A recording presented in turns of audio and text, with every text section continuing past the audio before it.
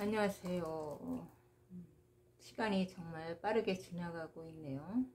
올해도 벌써 이제 초복도 지나고 7월도 이제 거의 이제 끝을 향해서 점점 더 다가가고 있는 것 같습니다. 핸드폰 케이스 다 이제 문제가 돼가지고 하나 샀습니다. 이렇게 요거 하나 샀어요. 지갑처럼 이렇게 열리기도 하고 이렇게 사용할 수 있는 건데 하나 구매했습니다.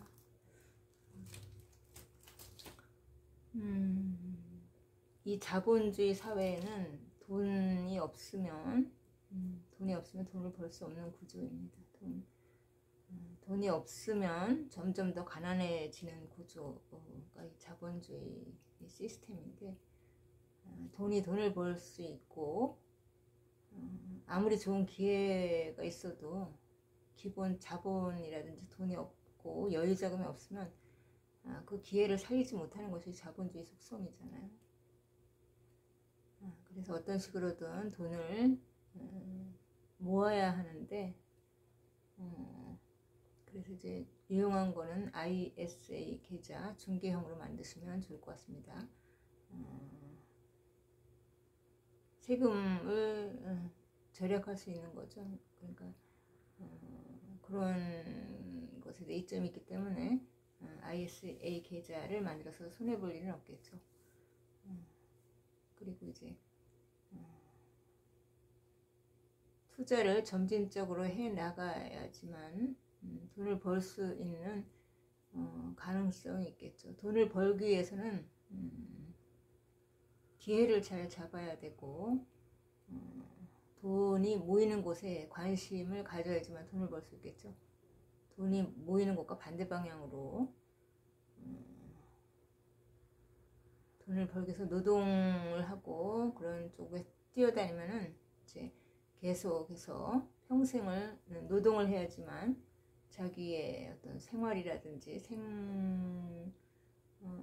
살아갈 수 있는 어떤 여력이 있기 때문에 평생을 노동을 하다가 이제 삶을 마감해야 되는 어떤 불행한 처지가 될 수 있는 거죠. 그렇기 때문에 우리가 이제 여유 자금을 잘 살려서 그거를 이제 자본소득으로 전환을 해서 그 자본소득이 가져다주는 어떤 수익성을 가지고 우리가 이제 경제적인 자유를 만들어내고 가난을 탈출할 수 있는 어떤 기회를 잡고자 하는 것이 바로 투자죠.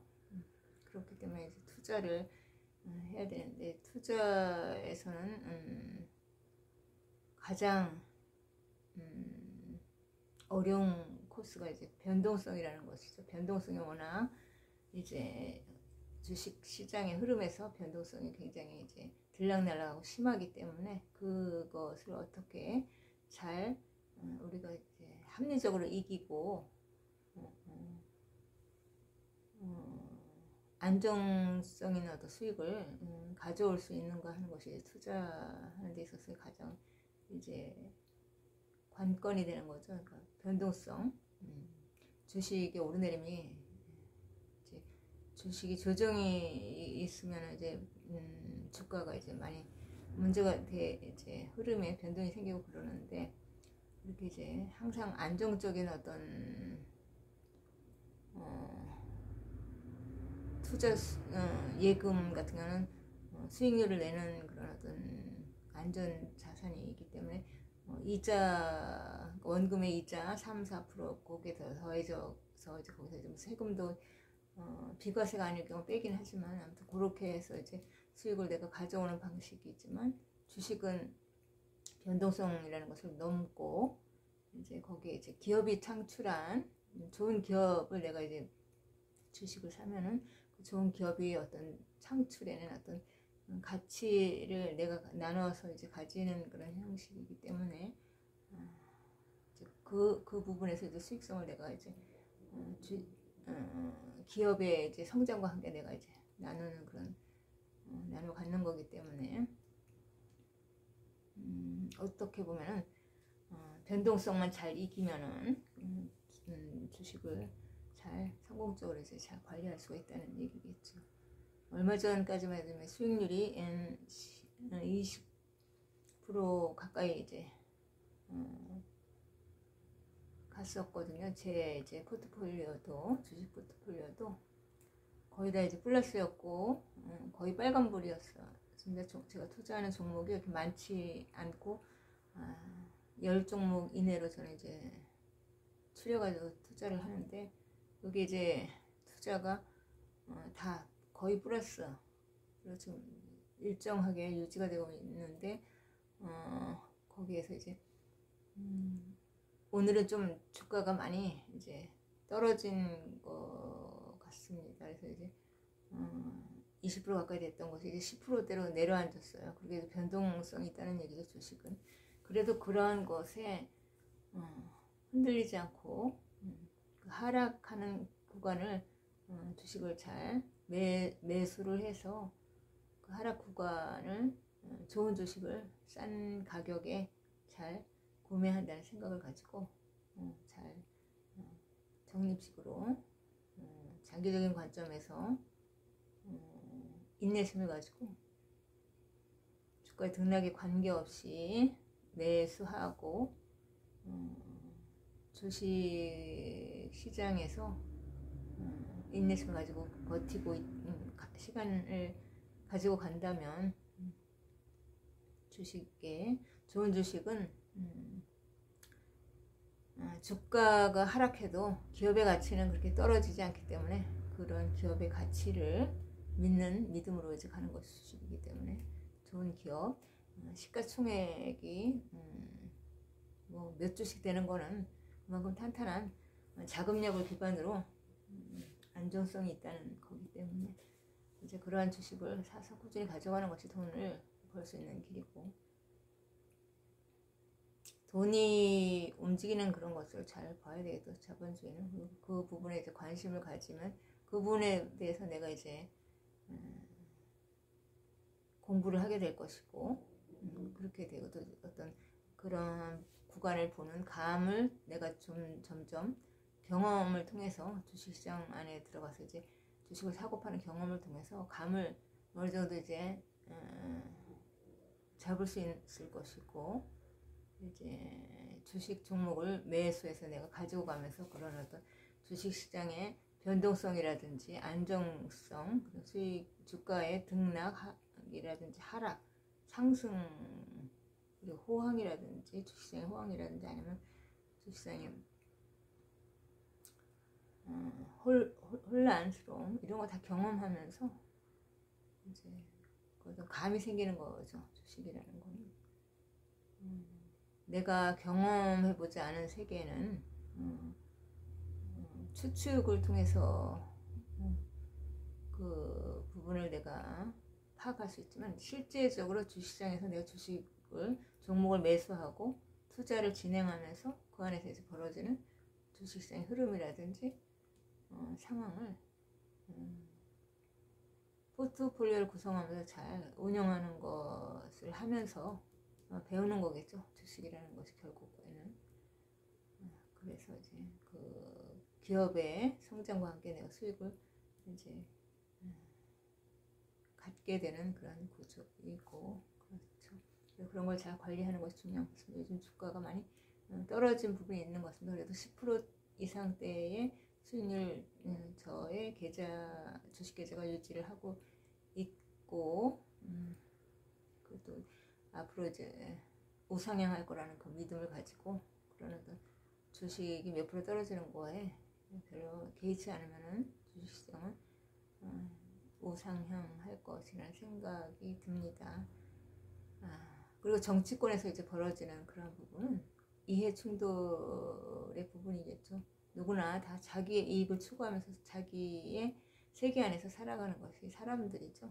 그래서 그런 이해 충돌을 방지하기 위해서 만들어진 것이 법이고, 법이 사람 간의 어떤 분쟁이라든 이해 충돌을 어느 정도 이제 완충해주는 것 역할을 하는 거죠. 그런데 그런 법의 선을 이제 어떤 권력이라는 이름으로 넘어버리면 이제 거기에서 이해 충돌이 발생되고, 사람 간의 이해 충돌이 결국 이제 분열이라든지 혼란 그런 것을 만들어내는 거죠. 그러니까 많이 권력이 법의 선을 넘었다는 거죠. 넘었고 민주주의는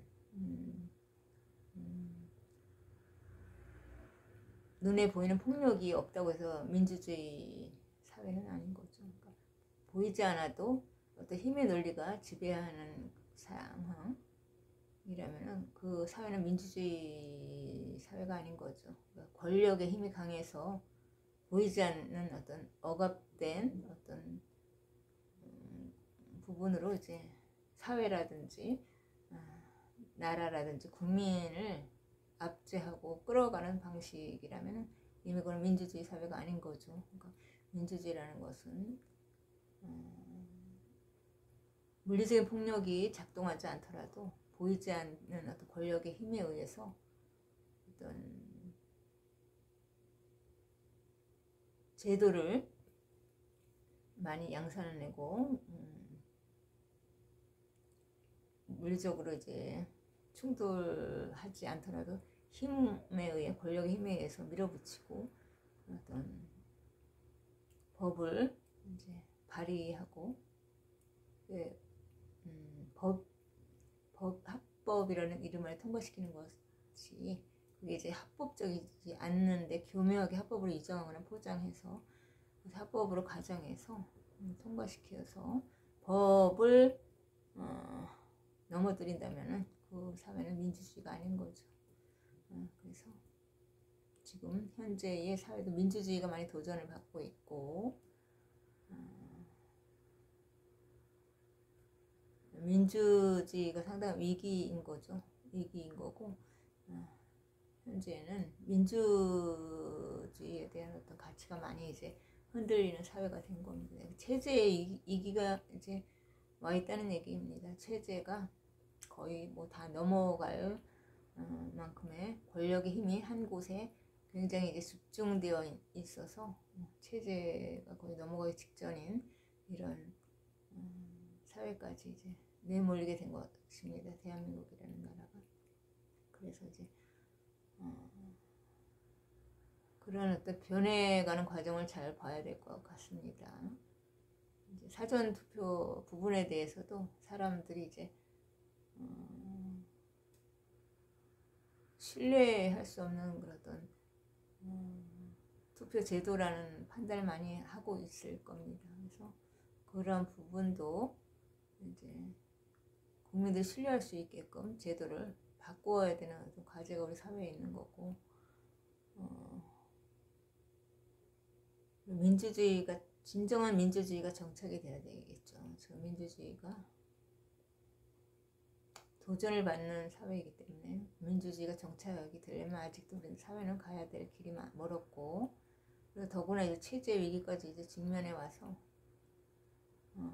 체제가 새롭게 이제 전복이 일어난다는 것은 민주주의 전복이 일어나는 거고 그런 위기까지 지금 우리나라가 지금 내몰리고 있는 상황이고 국민적인 지각이 끼어서 이런 부분에 대해서도 꾸준한 관심을 가져야 될 거라고 생각이 듭니다. 윤 대통령이 여기에 대해서 관심이 없는 것이 지금 전국의 혼란을 지금 더 야기시키는 그런 결과가 된 것 같습니다. 지금 전국이 이제 혼란스럽죠. 탄핵 청문회도 한다 그러고 탄핵에 대한 이야기도 많이 나오는 상황인데 그만큼 이제 사법 리스크를 넘기 위해서 마음이 급했다는 얘기죠. 이재명 당대표의 그 어떤 정치적인 부분으로서 이 사법 리스크를 넘어야 되는 위기에 직면한 거죠. 법적으로 넘기에는 굉장히 힘들다는 것을 알고 있기 때문에 법적으로 지금 신진우 부장판사가 이재명 당대표님의 대구 송금 그 사건을 맡고 있고 정치적으로 넘어야 되는 한계에 봉착한 거고 이게 법적으로 넘기에는 탈출구가 없다는 판단을 했을 겁니다. 그래서 탄핵 정국으로 몰아서 탄핵을 통해서 재판의 어떤 걸린 리스크를 넘어가려고 하는 정치적인 시도가 있을 거라고 생각이 듭니다. 이 더불어민주당에서. 그래서 전국에 혼란이 있고, 그리고 체제를 넘어뜨리는 과정에 있기 때문에 굉장히 이제 더 가열찬 정치적인 어떤 탄핵무리가 있을 거고, 그래서 이제 그 탄핵과 상관없이 체제는 지금 전복이 돼 있는 상태고, 체제가 거의 종식이 된 상태인데, 탄핵은 이제 체제 종식으로 가는 데 있어서 하나의 이벤트고 사건인 거지, 체제님 종식이 일어났다는 판단이 되고요. 그래서 탄핵 유무와 관계없이 체제 종식은 이미 일어난 상태라고 개인적으로 판단을 합니다.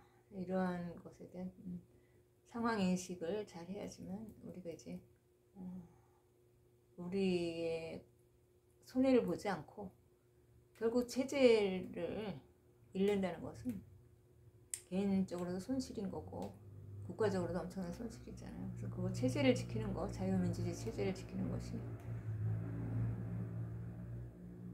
가장 큰 도전이기 때문에 그걸 잘 지켜내야 되겠죠. 일단은. 네, 감사합니다.